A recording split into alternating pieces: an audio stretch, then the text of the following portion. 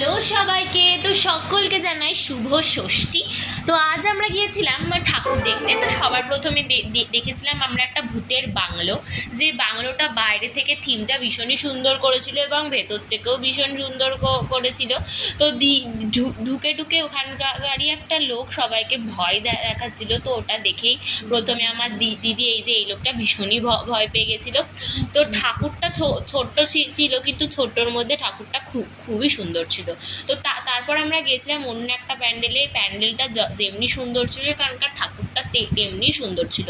তো তারপর আমাদের খিদে পেয়ে গেছিলো, তো আমার দিদি খেয়েছিল একটু মোমো দিয়ে। ওখান থেকে বেরিয়ে গেছিলাম আমরা এই ঠাকুরটা দেখতে। এখানে একটা লাইট শো হচ্ছিলো। এই ঠাকুরটা দেখার জন্য আমাদেরকে প্রায় আধ ঘন্টা পর্যন্ত লাইন দিতে হয়েছিল। দিয়ে এখান থেকে গেছিলাম আমরা আরেকটা ঠাকুর দেখতে। তারপর মাঝ রাস্তায় মোগলাই নিয়েছিলাম, দেন ঘরে চলে এসেছিলাম। তো আজকের ভিডিওটাই